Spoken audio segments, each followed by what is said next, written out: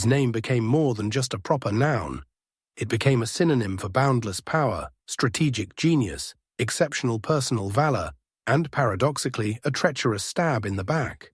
Amazingly, during a life of ruthless political maneuvering and countless military campaigns, Caesar survived countless plots, assassination attempts, and coups that would have destroyed any other statesman or military leader of the era with incredible ease.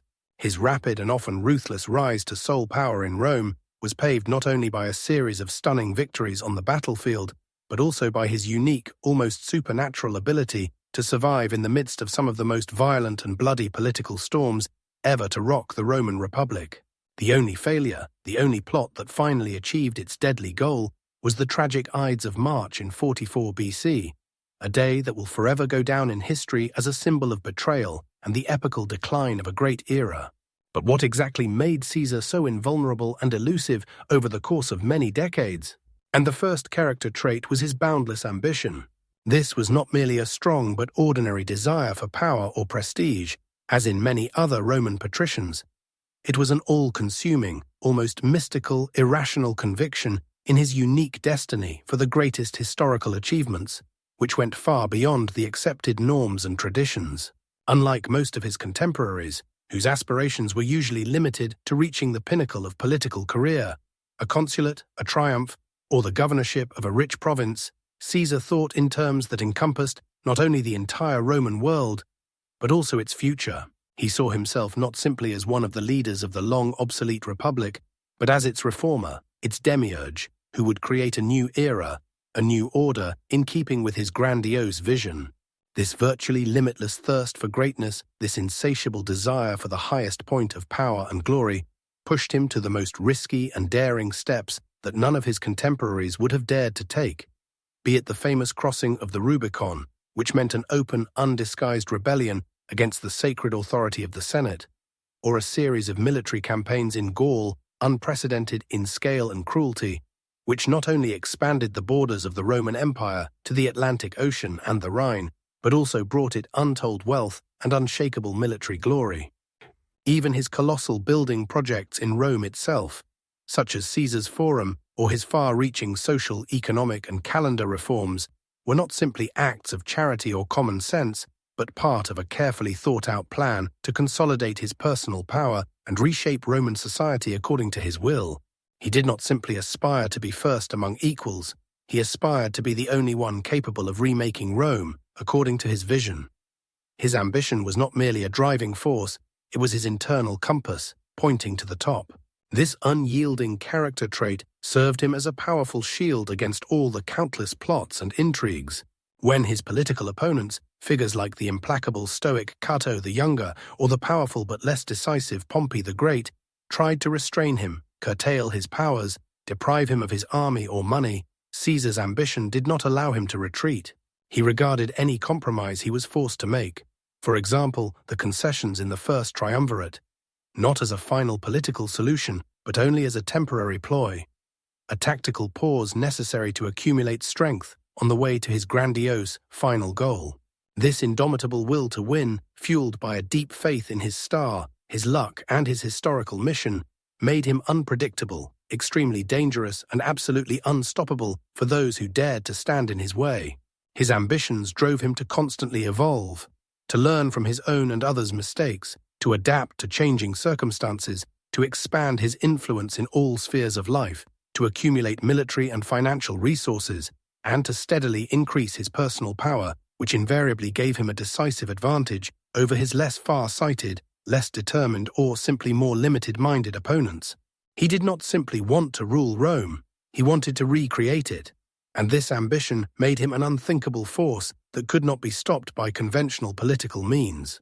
However, it was precisely this boundless ambition, which he not only did not hide, but also demonstratively emphasized, accepting excessive honors and symbols of power, that ultimately became his Achilles' heel, as Caesar, after his victory in the Civil War, accumulated more and more power in his hands, accepting the titles of dictator for life, receiving the right to mint coins with his image, to wear purple robes, characteristic of kings, and even to place his statues next to the images of the gods, his ambitions began to be perceived no longer as a desire for the well-being of the state, but as a direct, unambiguous path to personal tyranny and the destruction of the Republic.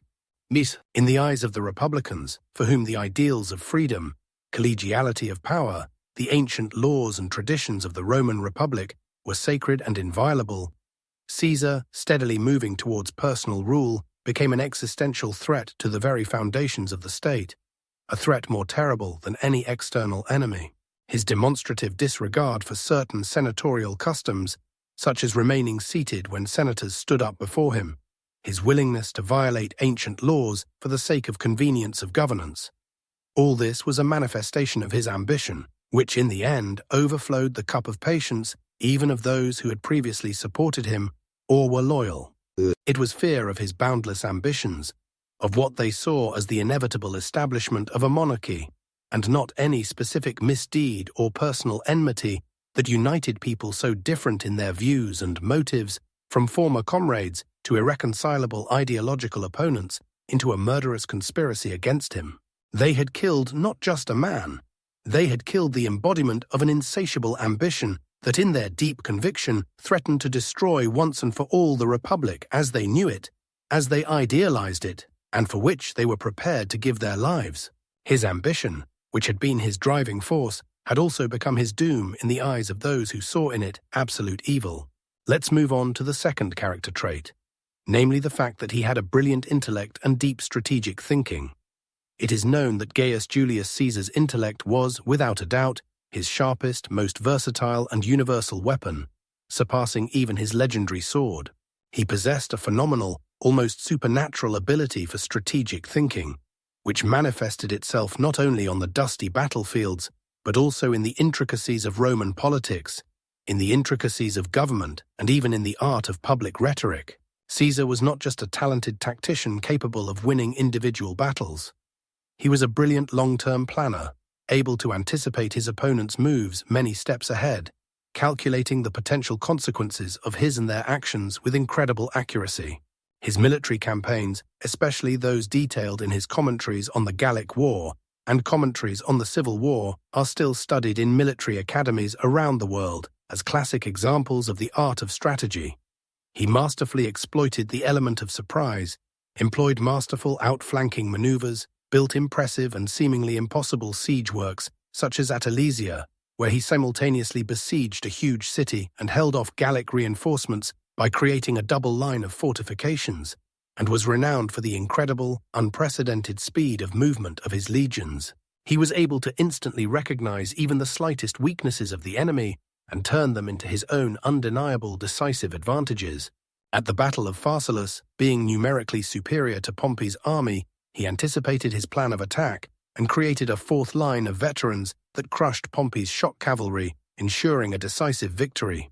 At Thapsus, he used the enemy's elephants against him, and at Munda, his strategic mastery was demonstrated in his ability to regroup demoralized troops and turn defeat into victory. He knew how to subtly and effectively manipulate public opinion, using complex propaganda methods. His notes were also a brilliant PR project, forming his image as an invincible leader and his unrivaled oratorical skills.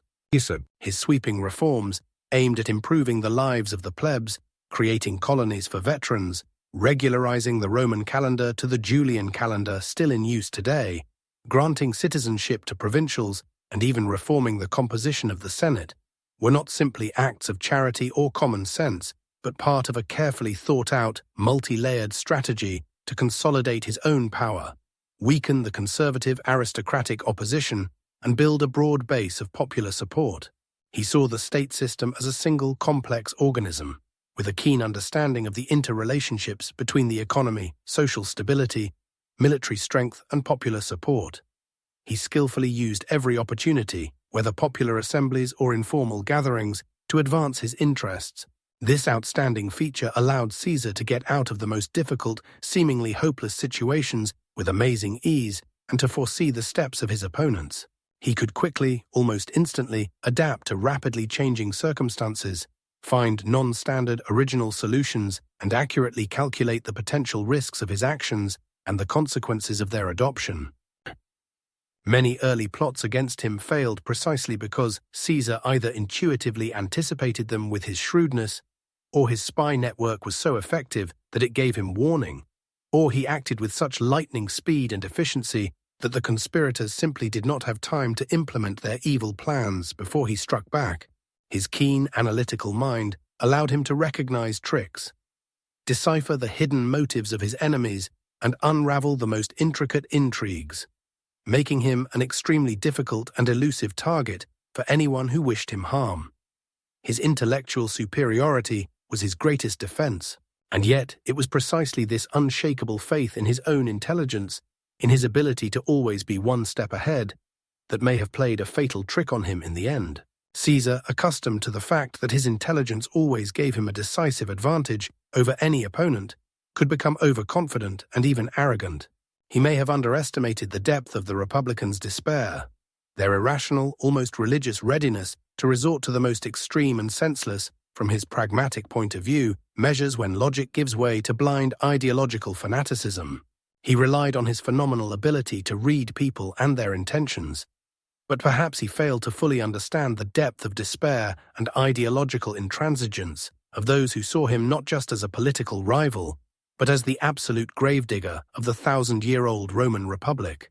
His undeniable genius may have made him too arrogant to take seriously the numerous warnings of an impending plot, for example from the augur Spurinna or Calpurnia, or he, with his vast knowledge and vast experience, believed that he could outwit even the most desperate enemies, not realizing that sometimes logic and calculation give way to irrational hatred, dogmatism, and self-sacrifice.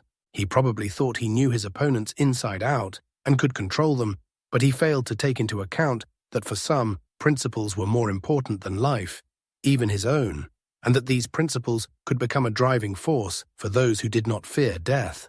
His intellect, which had always been his shield, became an invisible wall between him and the true scale of the threat. He had a rare, almost magical gift to charm people, inspire them to unconditional loyalty and deepest devotion. This incredible charisma was equally effective in his communication with high-ranking senators and influential generals, and in his ability to win the hearts of ordinary soldiers, rank-and-file legionaries, and disenfranchised citizens. Caesar demonstrated an astonishing memory for names, remembering thousands of his legionaries by name, creating a sense of personal connection. He shared with them the hardships of long campaigns, be it hunger, cold, or wounds, and always rewarded them generously for their valor and loyalty, often exceeding traditional norms. This created not just an army, but a true personal guard, made up of men who were loyal to him personally, not to the Republic, and who were prepared to follow him through thick and thin without hesitation. His soldiers did not simply fear him, as was the case in most armies of the time, where discipline was based on fear and punishment.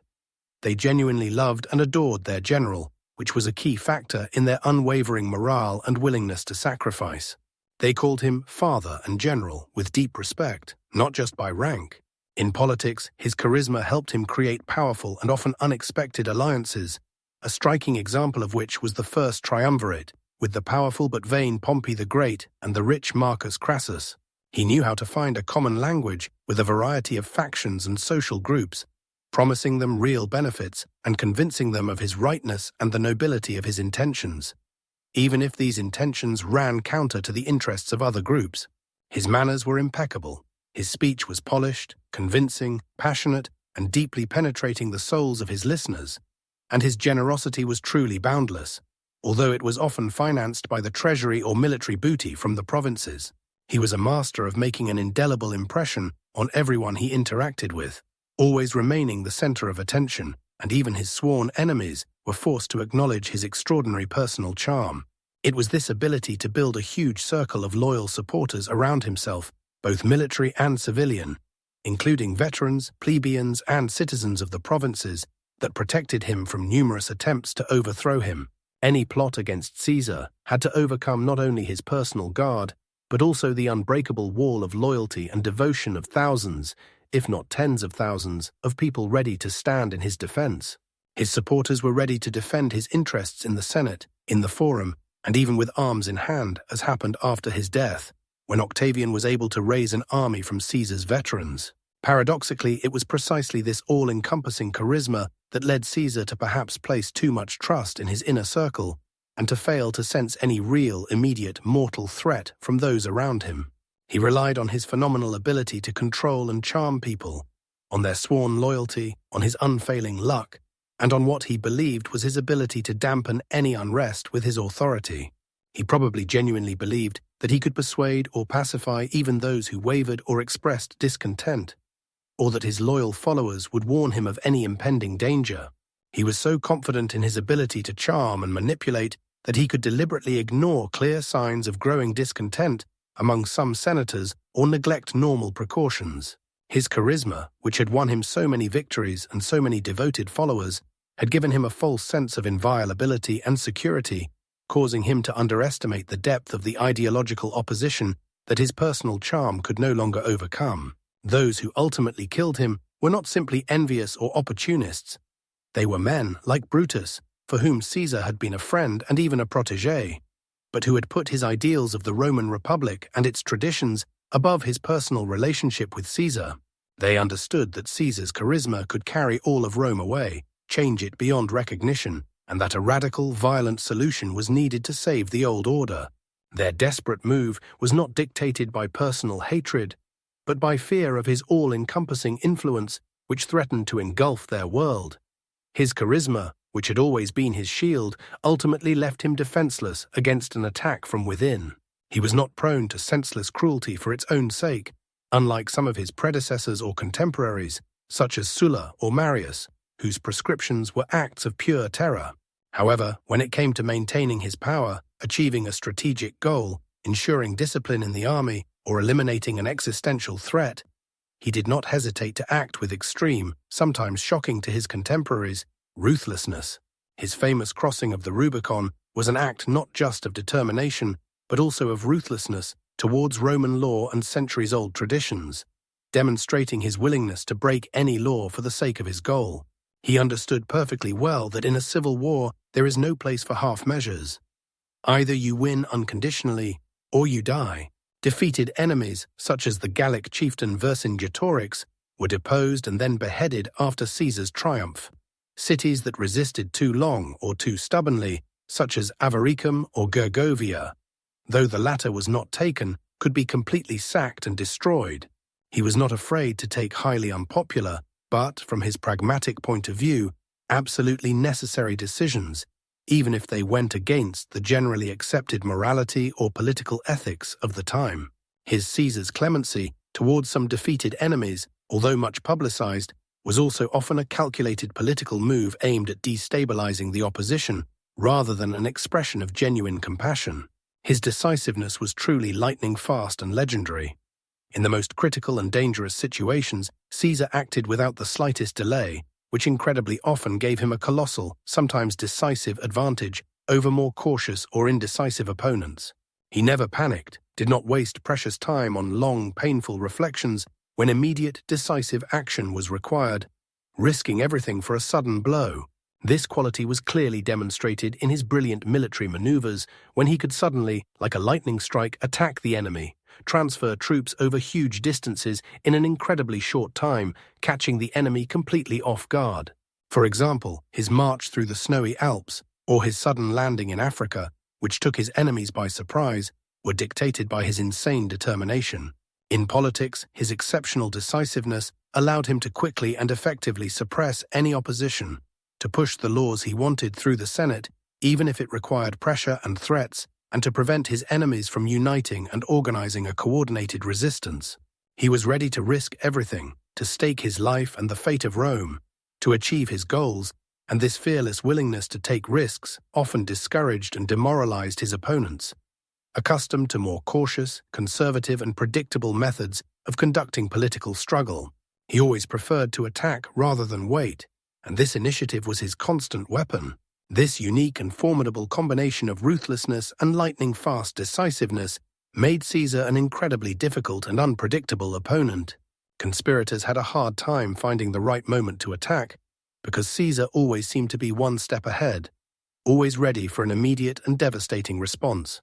His enemies knew full well that any delay, any indecision on their part would cost them not only their political careers, but perhaps their heads. He defeated many not simply by military means, but by the very threat of his ruthless determination, which paralyzed their will to resist. The threat of his retaliation was often enough to discourage conspiracy. However, it was precisely his determination, which turned into self-confidence and even arrogance, and his seeming invulnerability, reinforced by a history of ruthlessness towards his enemies, that may have created a false sense of security in himself, and at the same time greatly increased the despair of his future killers. His deliberate refusal to have a personal guard, which was perceived by many as an expression of extraordinary courage and trust in the people, or his disregard for numerous warnings about the plot, for example from the augur Spirina, who predicted danger on the Ides of March, or from his wife Calpurnia, who had prophetic dreams, may have been a direct consequence of excessive confidence in his ability to cope with any threat. However, the same ruthlessness he had shown in the past towards those who dared to oppose him, which had destroyed many of his enemies and deprived them of their last hope of legitimate resistance, now made him an absolute target for those who knew they had no choice but to kill him. And terrified by his unlimited power, his willingness to use it without hesitation, and his seemingly unstoppable march toward absolute monarchy, they knew they could not afford to hesitate, to fail, or to falter, for the price of failure would be too high. Not only their lives, but in their view, the death of the Republic. His determination, which had always served him well, had in the end blinded him to the depths of despair he had created, and the fifth and very important trait of his character was flexibility and unrivaled adaptability. Caesar was never a dogmatist, fanatically clinging to once-adopted decisions, outdated methods, or inflexible principles. He understood perfectly well that the world, especially the world of Roman politics and war, is constantly in rapid and unpredictable motion, and a plan that seemed ideal yesterday may become absolutely useless, ineffective, or even harmful today. He was prepared to abandon unsuccessful tactics without hesitation, to change course instantly, to radically rethink his priorities if rapidly changing circumstances required it. This quality was clearly demonstrated in his military campaigns, when he could change strategy incredibly quickly in response to unexpected enemy moves, sudden changes in the landscape, unforeseen weather conditions, or the emergence of new information. He was not afraid to improvise, to use unconventional, sometimes shocking solutions. For example, building a bridge across the Rhine or a surprise landing in Britain, and to take risky maneuvers to achieve victory, even if they seemed crazy from the point of view of traditional military doctrine. In politics, his adaptability was demonstrated in the ability, rare for a Roman aristocrat, to make tactical compromises. Although these compromises never touched on his ultimate strategic goals of establishing sole power, to create completely new and unexpected alliances. For example, his alliance with Crassus and Pompey, or later alliances with influential families, to use innovative methods of governance and to attract people from the most diverse strata of society, from plebeians to provincials. When the traditional institutions of the Roman Republic, such as the Senate or the popular assemblies, failed to function effectively or became obstacles to his rise to power, he did not cling to them out of principle or respect for tradition, but boldly sought new, radical ways to achieve his goals, even if this required fundamental changes in the political system. He skillfully used the plebeian tribunate to advance his laws, circumvented the senatorial restrictions, and reformed the composition of the magistracies. His uncanny ability to learn from mistakes, both his own and those of his opponents, allowed him to continually refine his methods, invent new approaches, and always stay one step ahead. This amazing flexibility was his lifeline in many political storms, civil wars, and countless conspiracies, as he could masterfully maneuver around obstacles, find detours, and come out on top when the straight roads were closed or led to dead ends. He was the living embodiment of the principle of water wears away stone, finding a way even where there seemed to be none, and changing the environment to suit his needs. However, it was perhaps precisely his endless flexibility and adaptability, which allowed him to constantly change the rules of the game and transform established norms, that ultimately alienated a significant part of the Roman aristocracy, who valued above all else the stability, tradition, predictability, and immutability of republican institutions. His constant innovations, radical reforms, and continuous changes, even if they were objectively effective and beneficial to the state, were perceived by many as a direct, naked attack on the sacred, time-honored order, on the customs of their ancestors. While Caesar saw this as pragmatism, genius, and the only way to progress and prosperity in a changing world, many Republicans saw it as unpredictability, chaos, and a direct threat to the old world in which they were the masters and guardians of tradition. He was too willing to break patterns and overstep ancient customs, which on the one hand brought him great victories and strengthened his power, but on the other made him a symbol of destruction for those who could not or categorically did not want to adapt to his rapid and radical changes.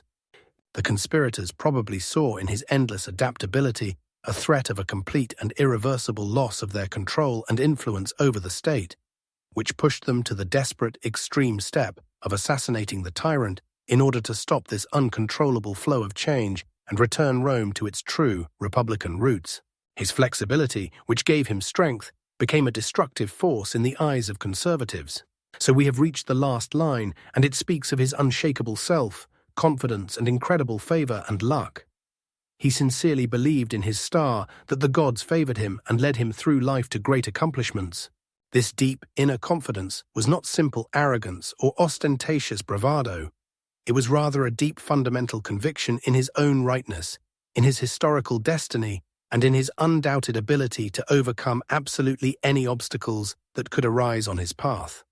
It gave him extraordinary calm and composure in the most critical, dangerous, and seemingly hopeless moments, such as during a shipwreck when he swam to shore with manuscripts in his teeth, or when meeting pirates, allowing him to maintain clarity of thought and make the right decisions, even under incredible pressure. This deep inner faith was transmitted to his soldiers and supporters, inspiring them to feats that they might not have dared to undertake without his personal example and confidence.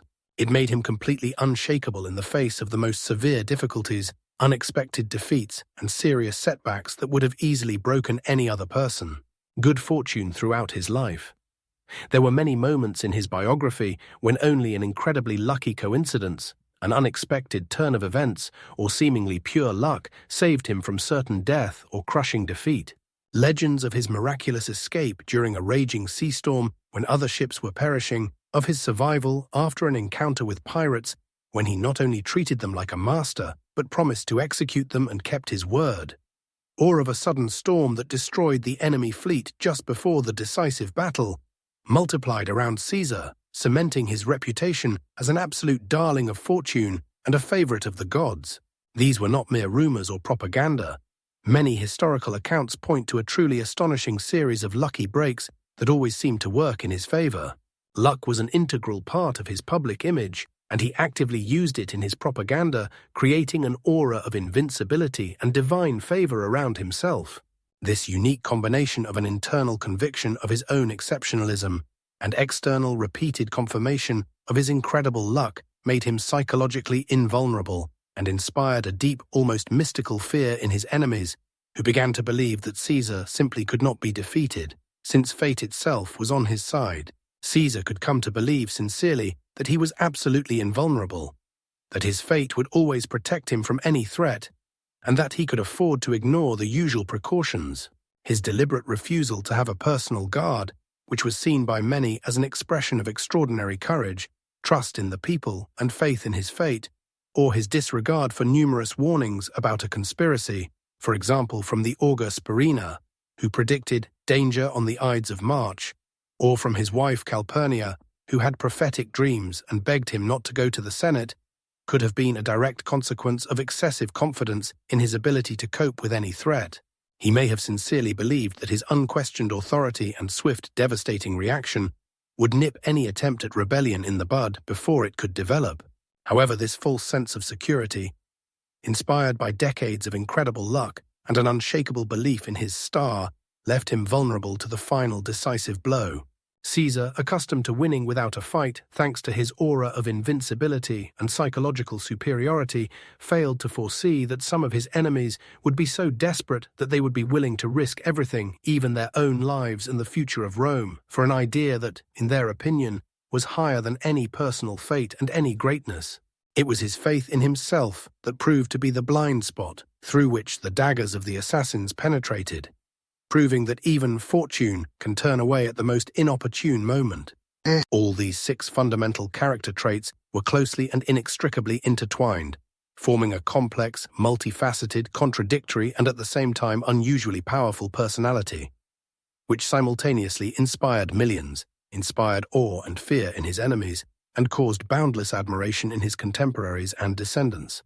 It was the synergy of these unique qualities that allowed him not only to survive in the conditions of constant threats, but also to triumphantly rise above all challenges and intrigues over many decades. His exceptional ability to combine them, to bring each to its maximum effectiveness at the right moment, to measure their intensity and to combine them with unprecedented virtuosity, made him a virtually invulnerable player in the deadly game of Roman politics and war. For example, his boundless ambitions were not mere idle dreams of power. They were backed by a brilliant intellect that enabled him to devise concrete, realistic, and carefully thought-out plans for their implementation, and by the lightning-fast determination necessary to carry them out immediately and effectively. His unrivaled charisma not only attracted people from all walks of life to him, but was also fueled by his unshakable self-confidence, which made him an absolutely convincing and trustworthy leader. His amazing flexibility allowed him to bypass the obstacles created by his own ruthlessness when it created too many enemies and consolidated the opposition. He perceived success not as something external, but as confirmation of his own exceptionalism and the correctness of his path, which in turn further strengthened his self-confidence. Each of his strengths reinforced the other, creating the image of a truly invincible man whose destiny seemed predetermined. He was like a complex mechanism, where each gear fits perfectly with the other, ensuring smooth operation. This complex character explains why he always emerged victorious from the most difficult situations, be it civil war or Senate intrigues. I also suggest you consider the last conspiracy, because it is very interesting to know why this one, and not all the previous ones, was crowned with success. In fact, the paradox is that Gaius Julius Caesar, who with amazing ease survived the attacks of sea pirates in his youth, countless brutal military campaigns in Gaul and the Civil War, dozens of sophisticated political conspiracies and insidious intrigues, and even several direct attempts on his life, ultimately fell at the hands of those who were closest to him and whom he, perhaps, trusted the most. Unlike the vast majority of previous conspiracies, which were often motivated by personal jealousy, revenge, lust for power, personal enrichment, or the desire to inherit property, such as the conspiracy of Catiline or the senatorial intrigues that sought to deprive Caesar of his command in Gaul, the Ides of March conspiracy was deeply, almost religiously, ideological. Its leaders, like Marcus Junius Brutus and Gaius Cassius Longinus, were not just ambitious politicians. They were committed, fanatical republicans who idealized old Rome and its liberties. They saw Caesar not as a mere ambitious politician or temporary dictator, but as the embodiment of absolute tyranny, a mortal threat to the fundamental principles of the Republic for which their ancestors had fought for centuries and which they believed to be sacred. Against such a deep, almost irrational conviction, based on philosophical principles and ancestral memory, Caesar's charisma, his generosity, his promises, and even his brilliant intellect were powerless. These men were not only prepared to fight, they were prepared to die for their ideals, not just to gain personal gain, which made them virtually invulnerable to Caesar's usual methods. Also, long years of unprecedented victories, survival in the most unimaginable situations, and constant favor of fortune made Caesar, as already mentioned, overconfident and perhaps somewhat careless. He sincerely believed in his star, and probably believed that his luck would never leave him, that no human force could defeat him. This fatalism and belief in his own chosenness led to him starting to neglect elementary precautions. By disbanding his personal Spanish bodyguard, blatantly ignoring numerous warnings of the plot, messages from augurs, a letter that was attempted to be delivered to him on the way to the Senate, the disturbing dreams of his wife Calpurnia, and boldly appearing in public without an escort, he gave the conspirators an ideal, previously unimaginable opportunity to carry out their plan. He underestimated the desperation and determination of his ideological enemies, mistakenly believing that he could control or persuade them, as he had done with so many other opponents in his life.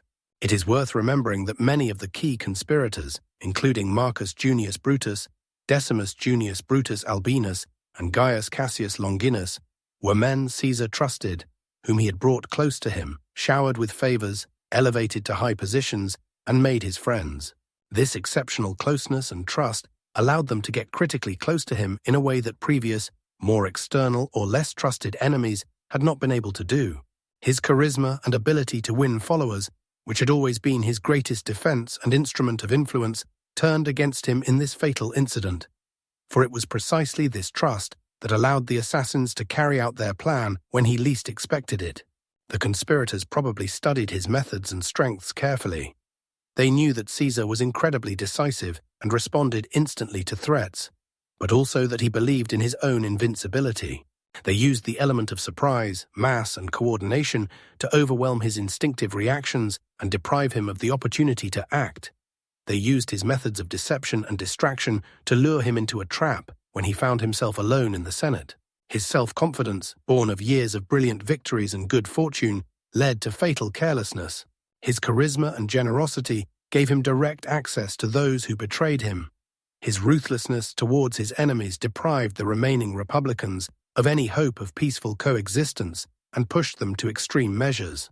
And his brilliant intellect, always his shield, perhaps could not fully comprehend the irrational, fanatical nature of ideological hatred and sacrifice. Finally, I want to say that Gaius Julius Caesar was a man of the era, who embodied the entire complex of contradictions inherent in greatness. His phenomenal life and tragic death represent a profound, multifaceted lesson in strategy, leadership, political engineering, and human psychology. The 6 fundamental traits of his character discussed above not only provided him with a path to the very top of the world, allowing him to survive countless conspiracies, but also ultimately became the catalyst for his one fatal failure. His tragedy is not a story of weakness or defeat, but a story of how even the most outstanding virtues can, under certain circumstances and when overdeveloped, turn against their possessor, causing his death. The words of the great Chinese strategist Sun Tzu, "Every battle is won before it is fought," perfectly describe Caesar's approach to life and his philosophy. He lived by this principle like no other. He always sought to create the conditions for his victory long before direct confrontation.